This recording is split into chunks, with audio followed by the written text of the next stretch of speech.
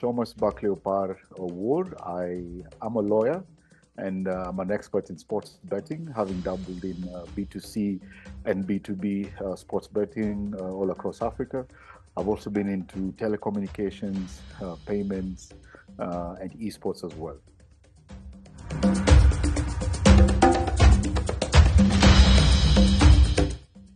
A significant technological advancement that I see having a huge impact on the industry is Web3.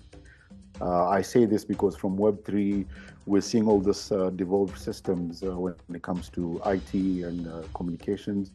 You're looking at things like, for example, cryptocurrency, which is decentralized money. You're looking at AI, artificial intelligence. And just these two in the iGaming space are quite huge.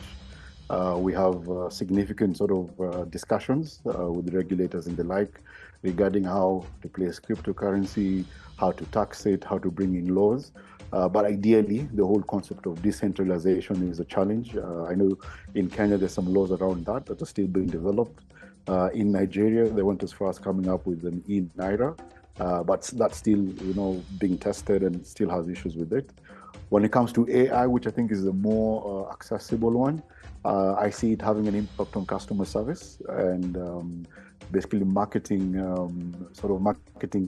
initiatives that a company might have regarding, for example, can AI sort of predict and tell them, what kind of customers have sort of become not as active, or perhaps you want them to spend a little bit more, or who do you qualify as VIP? So AI can really help in sort of segmentation, which is huge for customer service, which is huge for marketing for iGaming businesses.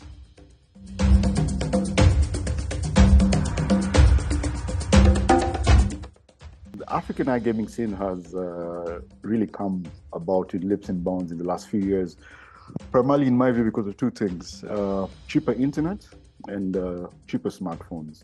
So initially there's a lot of feature phones, a lot of SMS, USSD, and then there's a lot of sort of retail sports betting, for example.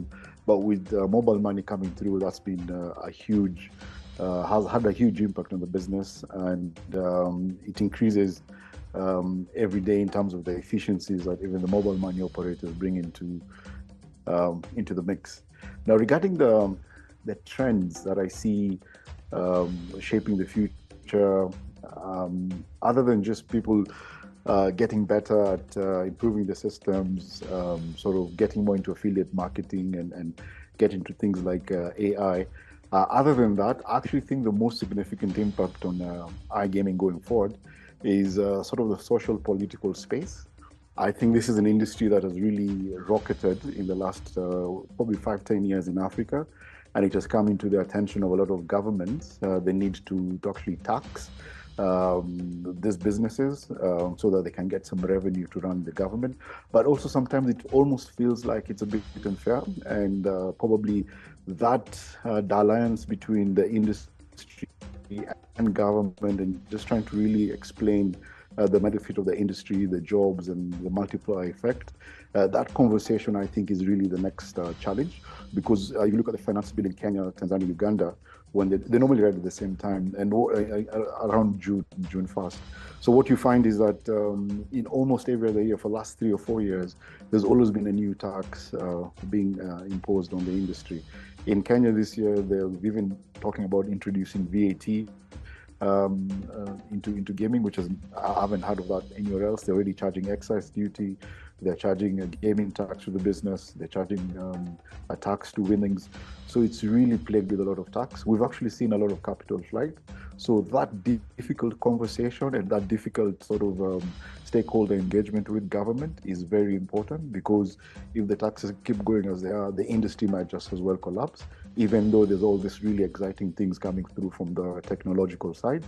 The political lobbying side of the business, especially in Africa, really now has to take hold and sort of engage government better, so that the industry can actually improve. Otherwise, we sort of have a Damocles sword, sort of Damocles, so to speak, above our heads as an industry with how the taxes are being run.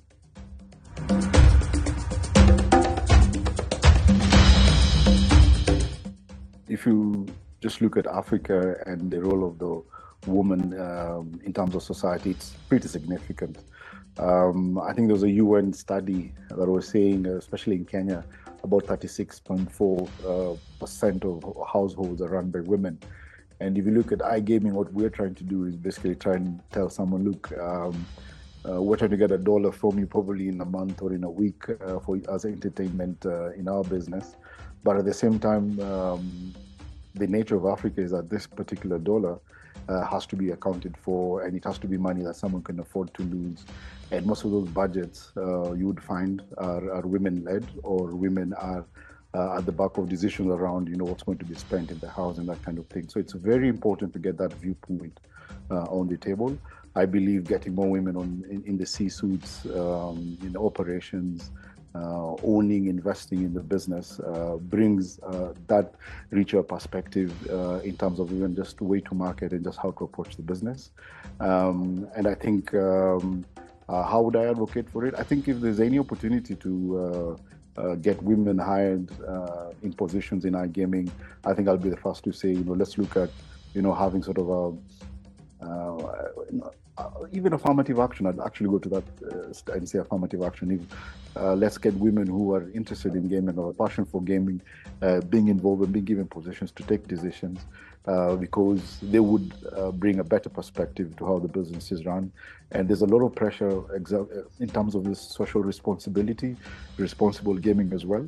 I think, and my own perspective, I think even just having more different views on the table just helps to get a better product, helps the stakeholders in terms of looking at everything sort of in a 360 sort of way and coming to better conclusions in that sense. I think in the past we've seen a lot of decisions being done, and I won't name names, but out of a lot of bravado and a lot of sort of like ego and that kind of thing. But I think just having a lot of people with diverse backgrounds and sort of speaking to what needs to be done is always going to make the industry better. So there's definitely a place for women, and definitely has to expand. And a lot of gaming people now have to probably self-consciously make the decision to get more women into their teams. I think they'll be the better for it, because they'll be able to make better decisions as businesses, even as regulators and other types of stakeholders in the business.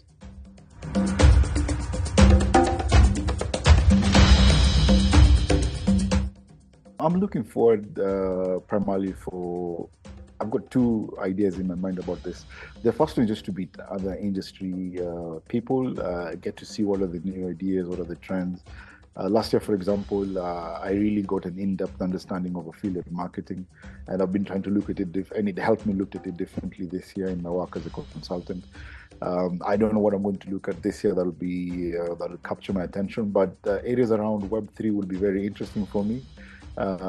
Areas around investments will be very interesting for me, but also just generally just listening to other people's experiences, especially when they come to Africa, how they find Africa, what's the perception of Africa, and getting people who are interested in investing in the continent over a long term, developing people around Africa and their skills, and just being part of this story that we call Africa in terms of just giving everyone a chance to be the best that they can be. That'll be really good in terms of meeting. And I think the second part, which sort of is a follow-up to that, is and here I'm quoting Chinua Achebe, the Nigerian author. He basically says, a man who calls his kinsmen to a feast does not do so to save them from starving. They all have food in their own homes. When we gather together in the moonlight village ground, it is not because of the moon. Every man can see it in his own compound. We come together because it is good for kinsmen to do so. So I believe with SBEA, it is good for people in the industry to meet. And we are meeting because, we are, after all, we're increasing our networks, we're in the same thing, and it will always leave everyone richer as an individual, and also in terms of their knowledge when they come to a conference like this.